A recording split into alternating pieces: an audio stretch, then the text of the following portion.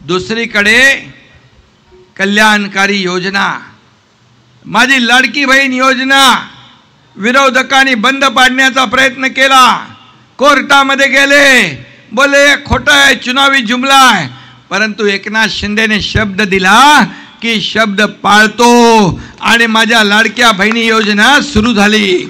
आता लोक अफवा पसरवतात लाडकी बहीण योजना बंद होणार, बंद होणार, बंद होणार, पण मी सांगतो लाडकी बहीण योजना कधीही बंद होणार नाही, नाही, नाही। ही काळ्या दगडावरची भगवी रेग है। मैं एक तो कमिटमेंट करता नहीं और एक बार मैंने कमिटमेंट कर दी तो फिर खुद की भी नहीं सुनता। आणि म्हणून मी आपल्याला शब्द द्यायला आलोय की या डहाणू मागे पडलाय, डहाणूला आपल्याला पुढे न्यायचं आहे ना, डहाणूतले प्रश्न सोडवायचे आहेत ना, चिक्कूवाले शेतकऱ्यांचं काय काय प्रॉब्लेम आहेत ते सोडवायचे आहेत ना, उद्योग इकडे आणायचे आहेत ना, लाडक्या बहिणीची योजना सुरू ठेवायची आहे ना। आपल्या भागामध्ये उद्योग खातं देखील आपल्याकडे आहे, उदय सामंत आपले उद्योग मंत्री आहेत, मी त्यांना लगेच सांगतो आपल्या नेते लोकांना बोलायला आणि इकडे उद्योग कसे वाढतील यासाठी आपण प्रयत्न करू। तुमचा एक विषय होता युनिफाईड डीसीपीआर, कुठे गेला रे? मच्छीमारांचा काय विषय आहे? आता तू तर नगराध्यक्ष होणार ना, मग मच्छीमारांचा पहिला सोडाव प्रश्न।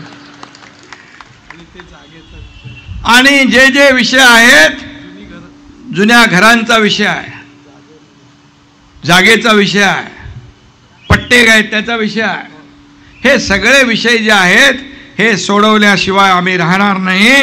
खरं म्हणजे मी आपल्याला एवढंच सांगतो, विकास हा सगळ्यांना समतोल झाला पाहिजे। आज पालघर जिल्ह्यामध्ये विकासापासून डहाणू वंचित आहे, हा डहाणू वंचित आहे ना, आता डहाणूला सगळ्यात नंबर 1 ला करायचं आपल्याला, 1 नंबर।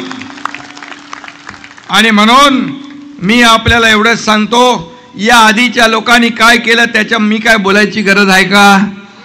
तुम्हाला ते सगळं माहीत आहे ना, इतिहास सगळा माहीत आहे ना, आतून बाहेरून सगळं माहीत आहे ना, त्यामुळे मी त्याच्यावर काय बोलत नाही। पण मी तुम्हाला एवढंच सांगतो, हा राजू माच्छी जो आहे हा कार्यकर्ता आहे, हा लोकांच्या घराघरात जाणारा कार्यकर्ता आहे। राजू हा बाळासाहेब दिघे साहेबाचा शिलेदार आहे। राजू ऑफिसमध्ये बसून आदेश देणारा नाही, त्याला तर ऑफिस पण नाही वाटतं,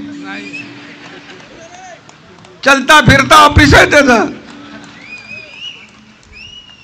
आणि म्हणून असा कार्यकर्ता तुम्हाला नगराध्यक्ष म्हणून मिळणार आहे। राजूला भेटायला तुम्हाला